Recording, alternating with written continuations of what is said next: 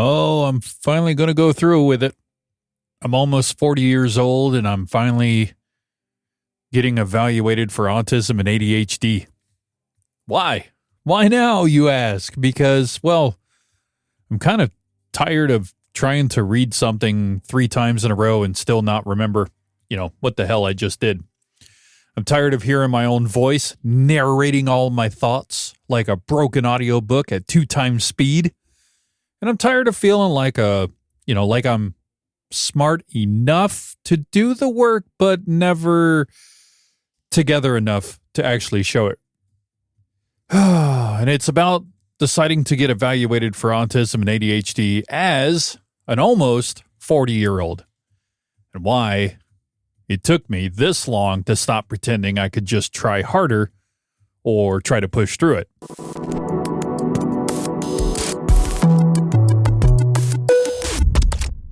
So, here's the thing. When I was in school, nobody really knew what ADHD or autism looked like in a kid who, wasn't bouncing off the walls or melting down in a way that teachers typically would recognize, There was no, hey, you might be neurodivergent. No, it was more like, hey, you're in this special class now. It's called SLD, Specific Learning Disability, which translated basically to me as, we don't know what the fuck your problem is, but you're not fitting in the main box, so we're going to put you in this different box over here. I wasn't failing out in some spectacular way. I was just barely making it through. Enough to pass, not enough to feel like I understood how everyone else was doing it so easily. And because no one had a name for it at that time, the story I told myself was simple. I'm bad at school. I suck at this. I'm the problem. I guess that the issue is me. And then fast forward a couple decades, and now I've got a son who has autism and ADHD, and I sit there and I watch him and I see all the, all these little things, the way his attention zigzags, the way he locks on to certain interests, just hyper focuses on something, the way school doesn't quite know what to do with him. And it's like watching old footage of myself that I didn't know anyone recorded. And if he's listening to this one day, I'm sorry, dude. Didn't realize this stuff was hereditary. I'm sorry the world still isn't built for how your brain works. I'm sorry it took me this long to realize mine works kind of really the same way. But at least you get words for it. You get people who actually know what to do. I got SLD and a shrug. Now, layer on top of that, I'm trying to study for the CCNA. Yeah, that's Cisco stuff, which is already hard by itself. Like, nobody casually flips through subnetting and spanning tree protocols and says, yeah, I just skimmed it on my lunch break. It's fine.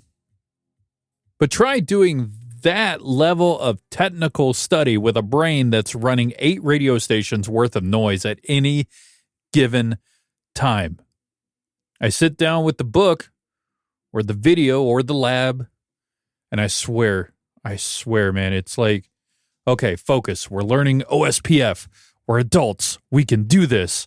Wait, did I pay that bill? Why is that one screw on the rack slightly crooked? I should reorganize my entire home lab.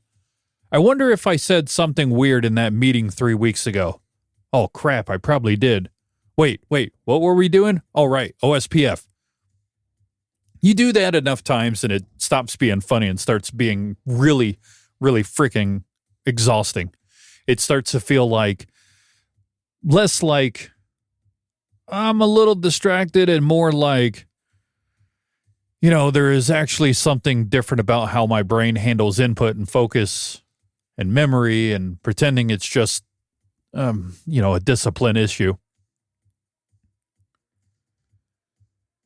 It's not cutting it anymore.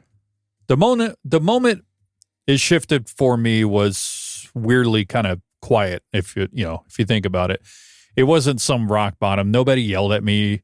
Nothing blew up. I just hit this point finally where I realized studying shouldn't feel this impossible. Not like this is, a complex, not like this is complex material impossible. More like I literally cannot hold the sentence I just read and work in memory long enough to connect it to the next sentence that I'm reading. It's not laziness. It's not a character flaw. That's a brain thing. And I thought about my son. I thought about how hard I will fight to make sure he gets what he needs, the accommodations, the understanding, maybe the meds, if they're right for him, different teaching approaches, all of that. And then I looked at myself and I realized I'm not giving myself any of that. I'm just white-knuckling through everything and calling it being an adult. So I did something incredibly, unsexy and incredibly, I guess, grown up finally. I don't know. I messaged my doctor. I basically said, hey, I think I might have ADHD, maybe autism. I've thought about this for a while. I'm struggling with focus, reading memory, studying. My kid's diagnosed. This feels familiar. What can we do about it?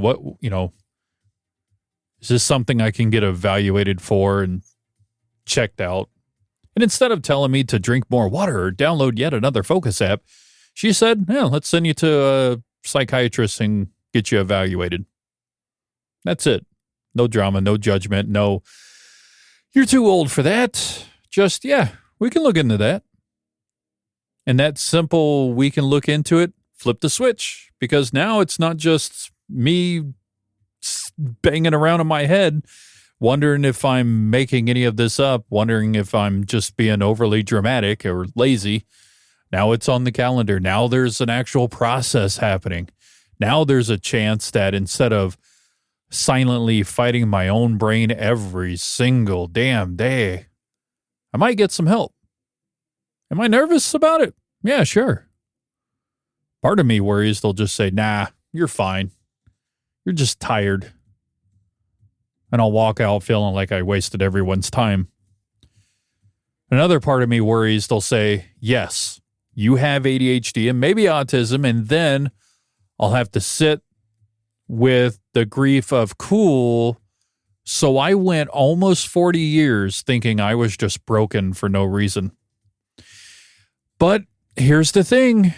Both of those feelings are better than saying, staying in this limbo where I know something's off and I keep pretending it's not.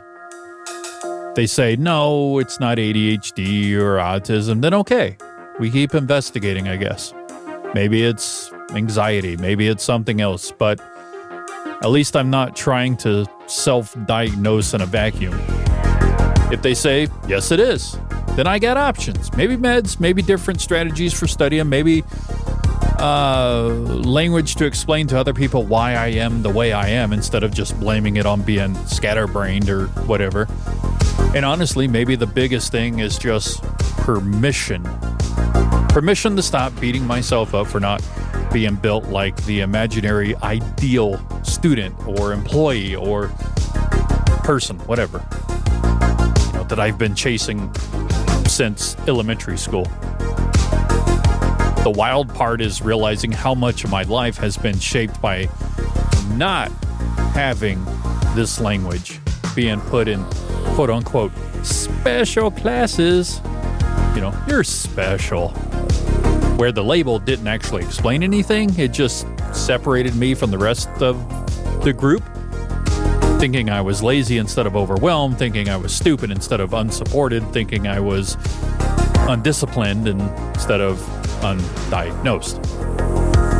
And now I'm watching my oldest grow up in a world where, there's still a little bit of stigma, there's still misunderstanding, but there's also frameworks and specialists and actual words for this stuff now. He gets to know, hey, your brain, it's wired differently. Here's how we work with that. I didn't get that. Early 90s? Nah, nobody knew, or they were denying it. But I can retroactively, I guess, give it to myself now. This evaluation for me is partly about getting help in the present. Making that Cisco studying, that CCNA study possible without wanting to launch the book into orbit, and, partly about, I guess, sort of, healing the past. It's me saying to my younger self, the kid in that SLD classroom, there was never anything wrong with you, man. The tools just weren't there yet for you. So, if any of this sounds familiar, if you've spent your life feeling like everyone else got the manual and you're just kind of guessing and you're thinking, am I too old to get this checked out? No, you're not. You're not too old to understand your own brain. You're not too old to ask for help, and you're not too old to decide that barely getting by isn't the bar you want to live at anymore. I'm almost 40. I'm finally getting evaluated, and I'm a little nervous, a little scared, but I'm also hopeful. Hopeful that maybe the next 40 years don't have to feel like the first 40 did. Hopeful that I can still learn some new things like CCNA, maybe CompTIA Network Plus, whatever's next, without fighting myself every second along the way. If you're struggling, make the move, man. Send the message, ask the question, book the appointment, not because a diagnosis magically fixes everything, but because you deserve to stop carrying this alone. And if I ever do a fuller episode on this, maybe I'll talk about what the actual evaluation was like and what changed afterwards, med strategies, any of that. For now, this is me, almost 40, finally saying, I think my brain is different.